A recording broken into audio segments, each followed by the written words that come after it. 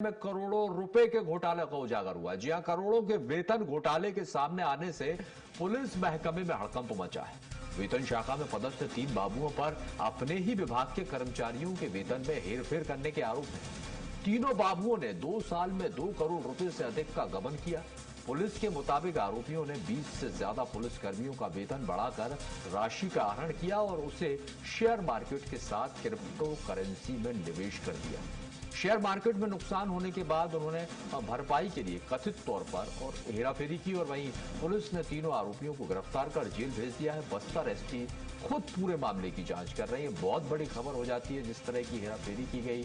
Bastar police महकमे में इससे हड़कंप मचा है और अब कहीं ना कहीं पुलिस पर भी, विभाग पर भी सवाल खड़े हो रहे हैं।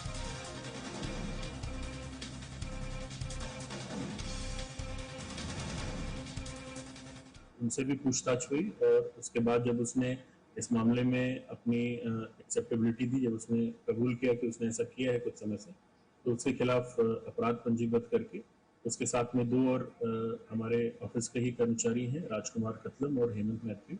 ये भी विभिन्न शाखाओं में पदस्थ थे और इन लोग तीनों ने मिलकर के कुछ समय से ये काम किया था और तीनों को ही जुडिशियल रिमांड पे भेज दिया गया है।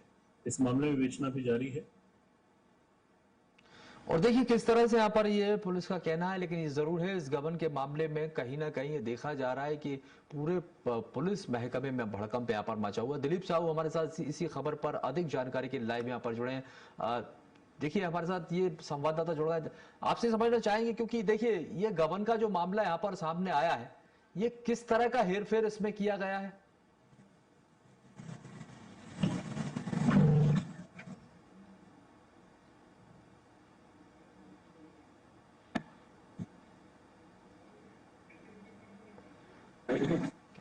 अनिल हमारे साथ है। अनिल, आप तक आवाज पहुंच रही है? जी जी जी। अनिल, ये जो गबन का मामला सामने आया है, क्या वजह है इसकी और किस तरह का हेरफेर इसमें किया है? तब बताया जा रहा है कि 3 कर्मचारियों ने करोड़ों का गबन यहां पर किया है। जी बिल्कुल, मैं बता दूं कि बस्तर पुलिस में कल उस वक्त हड़कंप मच गया जब जो बस्तर पुलिस जो पुलिस मुख्यालय है, पुलिस मुख्यालय में ही जो पुलिस अधीक्षक कार्यालय जो वहां पर जो वेतन शाखा में एक बड़े घोटाला का जो मामला है वो उजागर हुआ। मैं बता दूं कि जो 3 आरक्षक के जो पद पर थे, वो तीनों ही आरक्षक जो है वो वेतन शाखा में पदस्थ थे। और कल जब एक मामला के जब खुलासा हुआ कि बस्तर पुलिस को जांच में पता चला कि जो 3 आरक्षक जो वेतन शाखा में पदस्थ थे, उन तीनों के द्वारा लगभग करोड़ों रुपए का घोटाला कर दिया गया।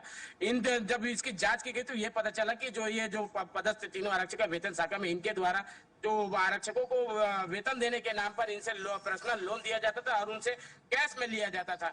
लगातार ऐसा करते करते लगभग ये 2 सालों में लगभग 1.5 से 2 करोड़ रुपए का जो है इन्होंने घोटाला कर दिया।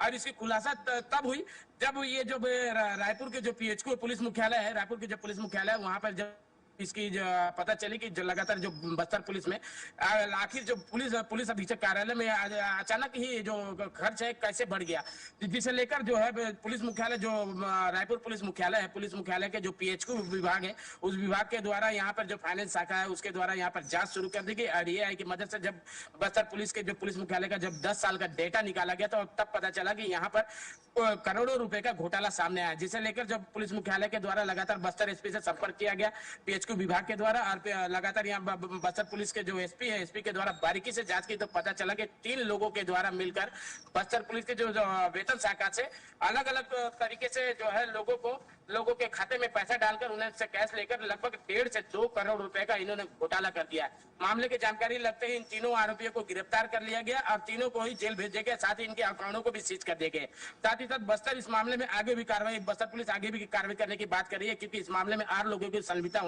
हो सकती है।